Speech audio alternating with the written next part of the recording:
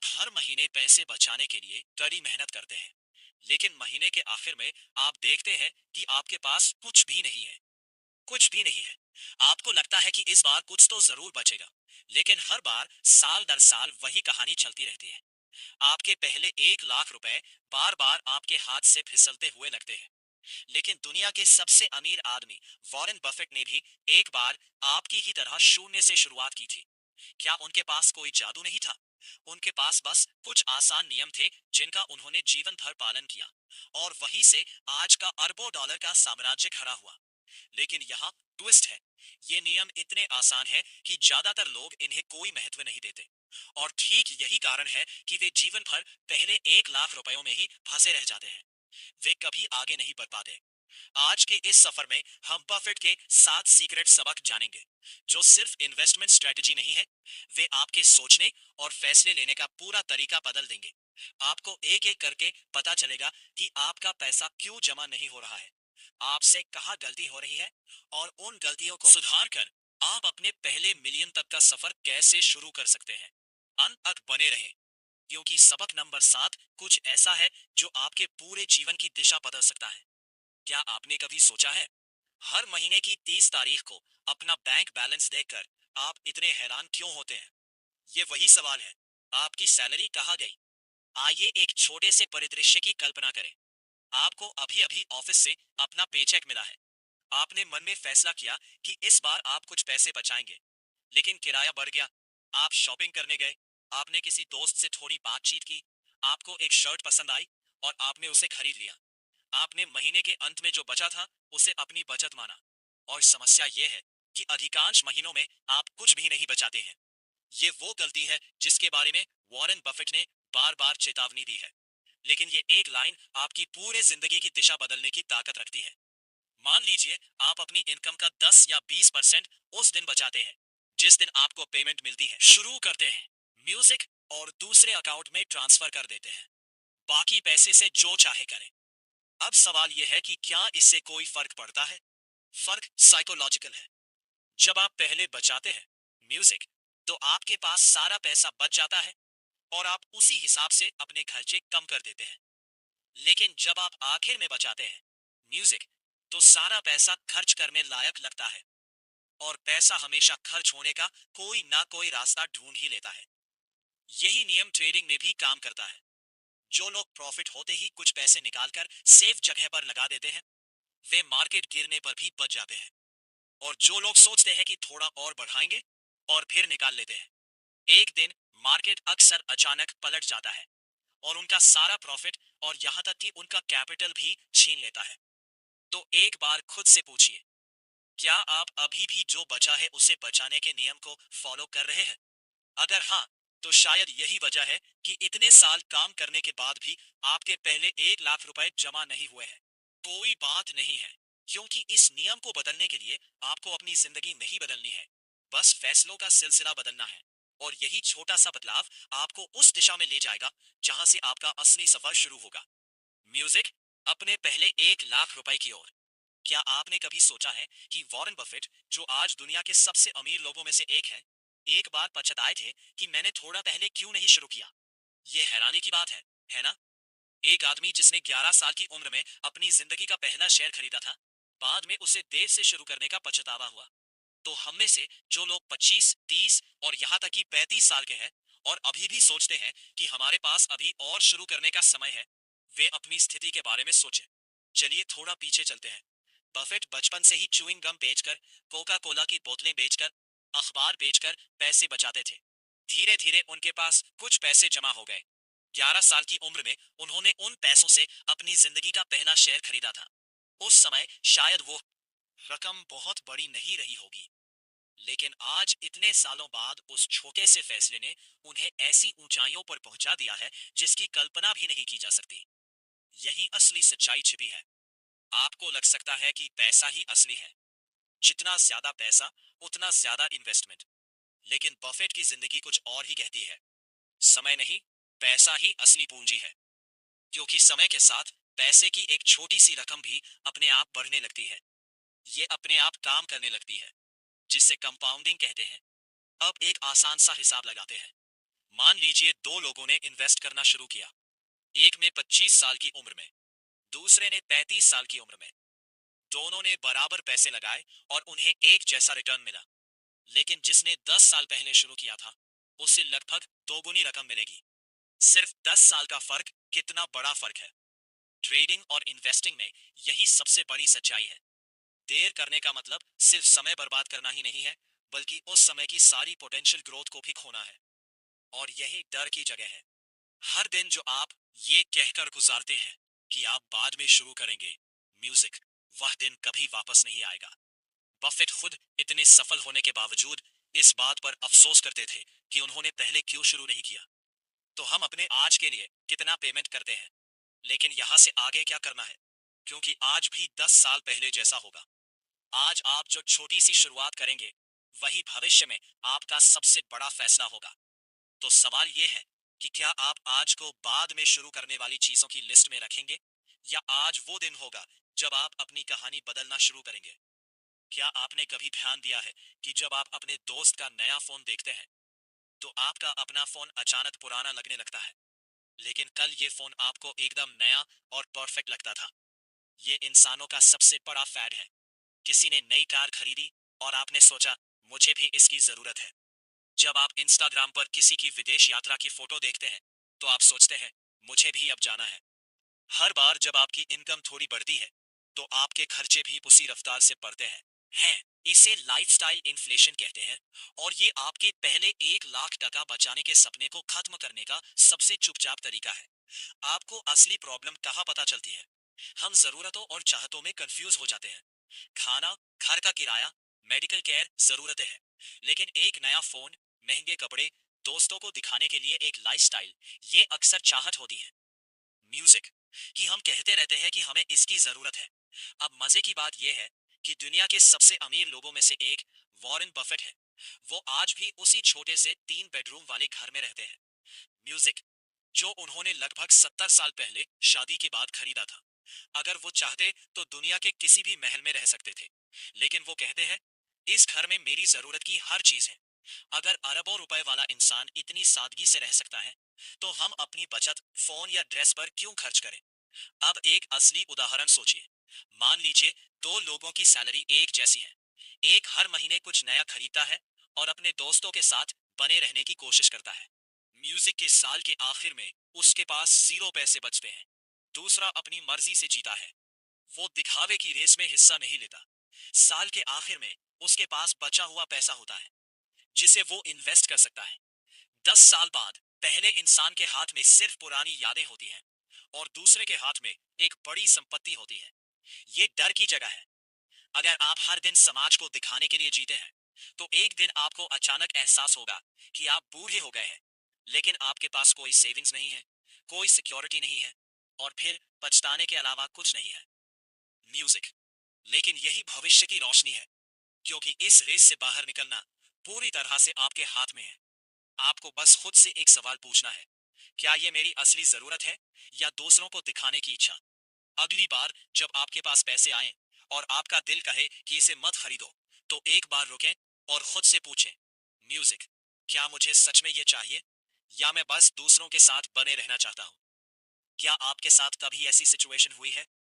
एक शेयर की कीमत तेजी से बढ़ रही है, हर कोई इसे चारों ओर खरीद रहा है, ग्रुप्स में मैसेज आ रहे हैं, अभी क्यों नहीं, आप इसे मिस कर देंगे, और आप भी बिना सोचे समझे इसमें कूद पड़े। चलिए एक सिनेरियो सोचते हैं।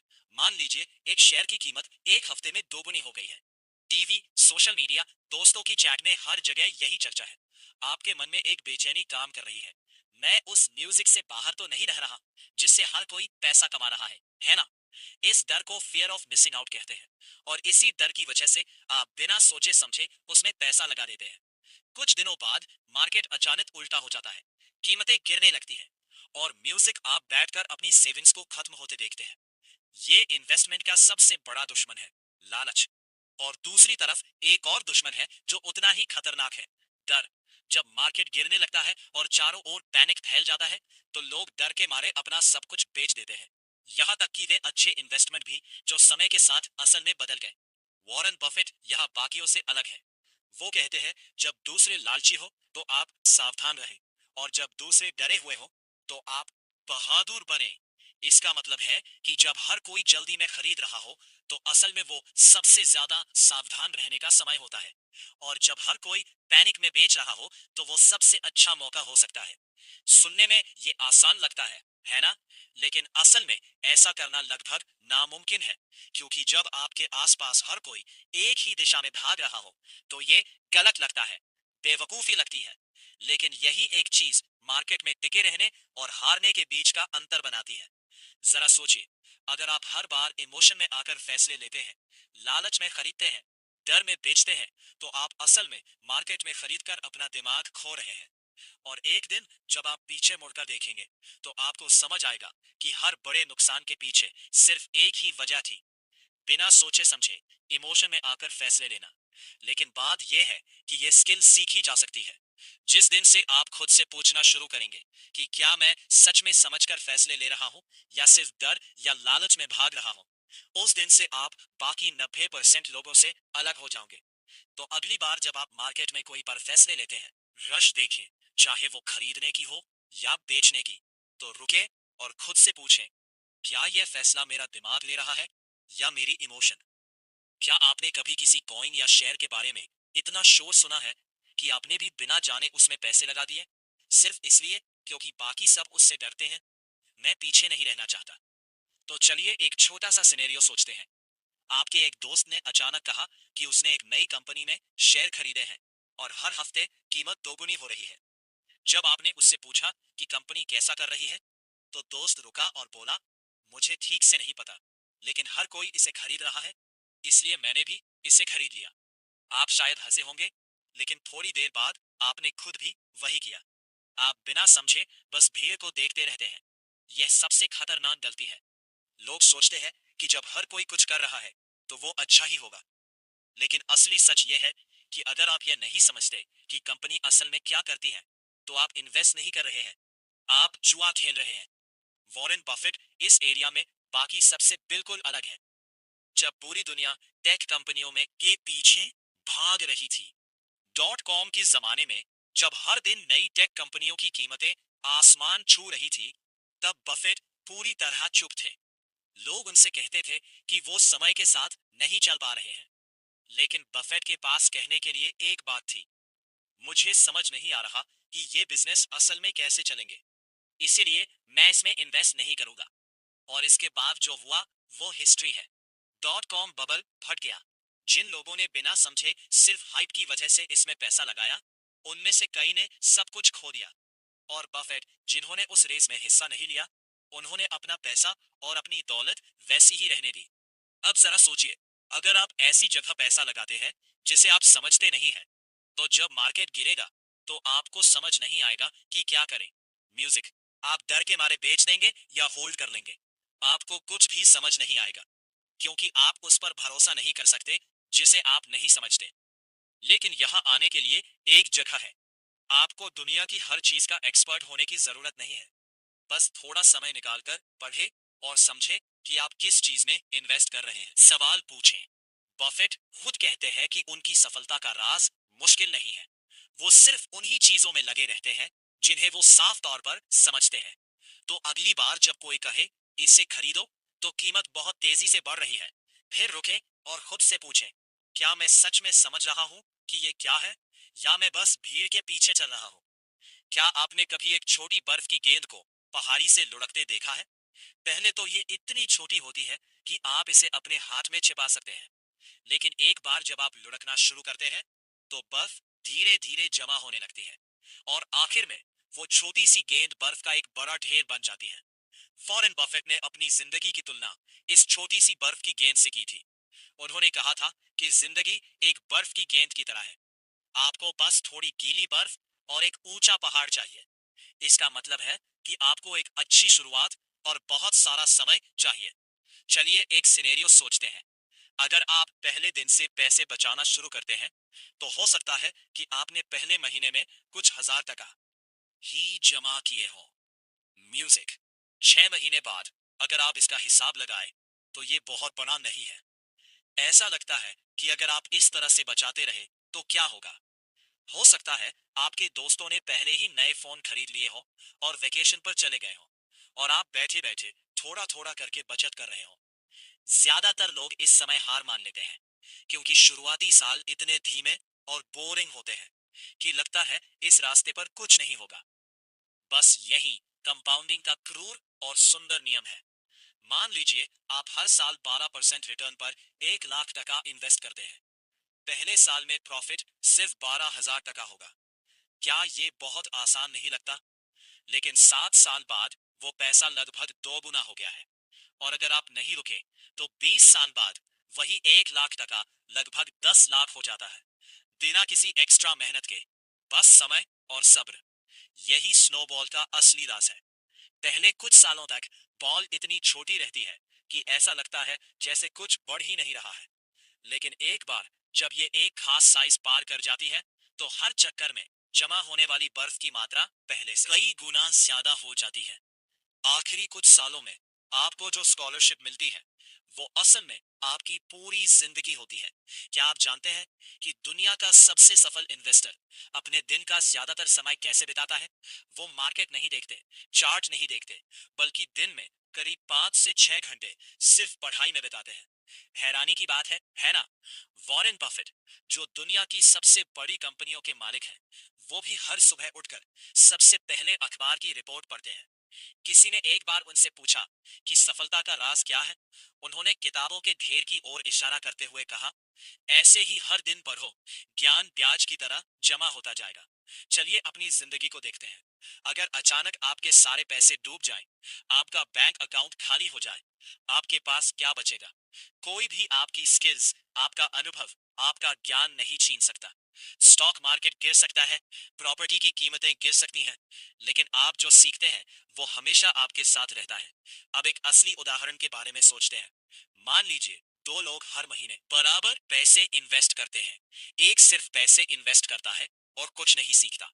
दूसरा पैसे इन्वेस्ट करता है और अपनी स्किल्स पर समय भी लगाता है।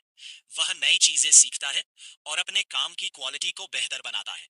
कुछ सालों बाद पहले इंसान की सैलरी लगभग वैसी ही रहती है, लेकिन दूसरे इंसान की इनकम का मौका कई गुना बढ़ जाता है क्योंकि उसकी स्किल्स की मार्केट वैल्यू बढ़ गई है। उसका इन्वेस्टमेंट सिर्फ पैसे में ही नहीं बढ़ा है, बल्कि उसकी काबिलियत में भी बढ़ोतरी हुई है। यह एक डरावनी जगह है। अगर आप सिर्फ पैसा जमा करते रहेंगे लेकिन खुद को अपडेट नहीं करेंगे तो एक दिन दुनिया आगे बढ़ जाएगी और आप पीछे रह जाएंगे। लेकिन यही उम्मीद की सबसे बड़ी किरण है, क्योंकि स्किल्स और नॉलेज ऐसे एसेट है जिनकी वैल्यू कभी कम नहीं होती, बल्कि समय के साथ और ज्यादा कीमती हो जाते हैं। आज हमने मिलकर बफेट की 7 सीखों का एक लंबा सफर तय किया है। पहला, जो समय आप बचाते हैं उसकी कद्र करें। चाहतों को जरूरतों से अलग करें। डर और लालच पर कंट्रोल करें। बिना समझे इन्वेस्ट ना करें, कंपाउंडिंग को काम करने दें। और आखिर में खुद में इन्वेस्ट करें। तो अब सवाल आपके लिए है, क्या आप अभी भी सोच रहे हैं क्या मुझे बाद में शुरू करना चाहिए, या आप आज एक छोटे स्नोबॉल की तरह उस पहले 1 लाख टका की ओर अपना सफर शुरू करेंगे जो एक दिन आपकी जिंदगी का सबसे बड़ा एसेट बनेगा? दोस्त, अगर मुझे आज के पूरे सफर को एक लाइन में बताना हो तो मैं कहूंगा कि पैसा एक दिन में नहीं आता, लेकिन फैसले एक दिन में लिए जा सकते हैं। मार्केट आपको अमीर नहीं बनाएगा, आपका सब्र आपको अमीर नहीं बनाएगा, चार्ट आपको नहीं बचाएंगे, आपका डिसिप्लिन आपको बचाएगा। वॉरेन बफेट कोई जादूगर नहीं थे। उन्होंने बस एक ही काम बार बार किया। उन्होंने खुद पर विश्वास किया, छोटे छोटे सही फैसले लिए और समय को अपना काम करने दिया। आप यही से शुरू कर सकते हैं। आज इसी पल से याद रखें कि पहला 1 लाख टका सिर्फ एक नंबर नहीं है। यह इस बात का सबूत है कि आप यह कर सकते हैं। जब आपको खुद पर यह विश्वास हो जाए तो बाकी का रास्ता आप खुद ही ढूंढ लेंगे। अगर आज की कहानी ने आपके मन में एक नई सोच का बीज बोया है तो चैनल को सब्सक्राइब करें और अपने साथ बने रहें। मिस्टर अजीजुर हजार एक म्यूजिक, क्योंकि ऐसी और भी कहानियां और सीख आपका इंतजार कर रही है।